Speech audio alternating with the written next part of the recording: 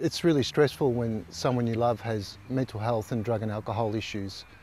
My partner had for a couple of years those issues, and I just remember feeling really overwhelmed with stuff. And there were many times where after work I just didn't want to go home because I didn't know what I would encounter and what I would find, and I felt terribly guilty about that, and you know, not being able to help her. I think for men especially, it's difficult to ask for help, to ask for support. And if you are at that stage where you can ask for help, I mean, who do you call? It's really scary having a brother that uses drugs and alcohol and has a mental illness. You don't know what to do, you feel sad because he's your brother and you love him and you just want to help. You feel angry because it's so frustrating dealing with somebody on a completely different level to you.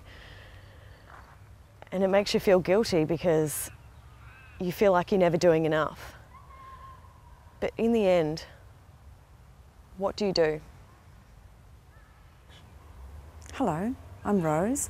I work at SHARC, the Self-Help Addiction Resource Centre in Carnegie, helping young people, family members and carers learn about the mental health aspects of recovering from substance use.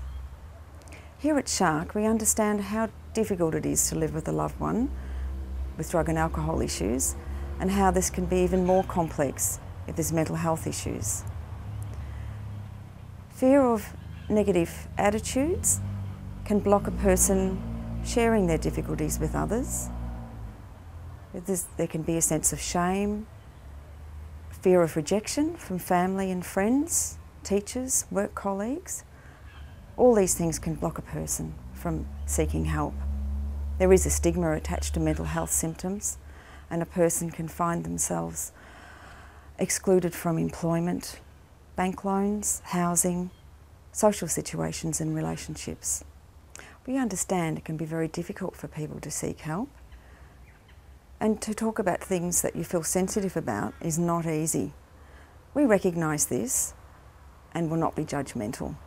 You'll find a supportive environment at Family Drug Help and in our recovery support service. It's also important to know that have an attitude that people can pull themselves out of mental health symptoms. It's not helpful. People with even mild to moderate symptoms of depression and anxiety can have difficulties with concentration and making decisions. They may not be aware of what's happening to them, and this is where family members and friends can be very helpful in making suggestions, helping them to connect to services and advocating for them.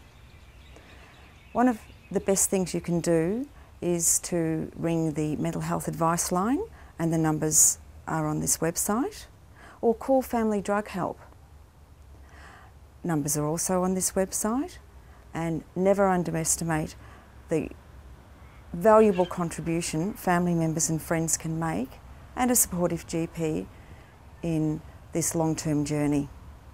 Call Family Drug Help.